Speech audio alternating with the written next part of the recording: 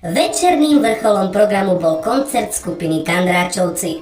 Pred vystúpením sme sa porozprávali aj s lídrom kapely Ondrom Kandráčom, ktorý nám prezradil, na čom aktuálne pracuje a aké bolo jeho vysnívané povolanie v detských časoch.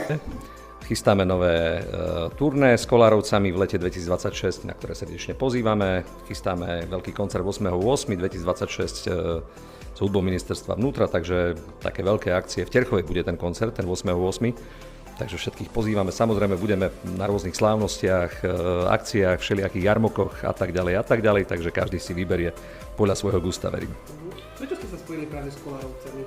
Lebo mám niekedy pocit, že na Slovensku sa všetci delíme na takých a takých, sever versus juh, východ versus západ, Rómovia versus nerómovia, Maďari versus nemaďari versus Slováci a ja hovorím, že spájať sa treba nerozdeľovať, pretože všetci žijeme v jednej krajine, tak je to taký signál aj pre nás ostatných, aby sme možno pochopili, že v jednote je sila, ako hovorilo to budovateľské heslo svojho času. Čeli čo? Tak teraz napríklad som točil nedávno Inú ligu, to je taká relácia o futbalistoch, o amatérskej lige, ale veľmi taká životaschopná šovka. Sem tam nejaké inkognito, sem tam nejaké ďalšie televízne výstupy, takže myslím si, že nedudíme sa. Super, ako vyzerá taký váš bežný deň, keď koncertujete, keď ste len tak doma? Tak špím, oddychujem a teším sa zo svojich detí, mám 3 deti, takže myslím si, že každý si nájde ten svoj mód prežívania a pre mňa je to rodina a relax. Váš syn teraz si vôbec na neho hrdý?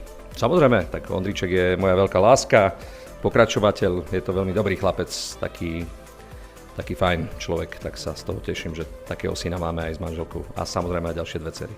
Venuje sa im hudbe? Áno, on je huslista, má rád piesne, východniarske, ľudovečky, nezabúda na nich ani v Bratislave, tak sa z toho teším. Vy ste od malička chceli byť muzikant?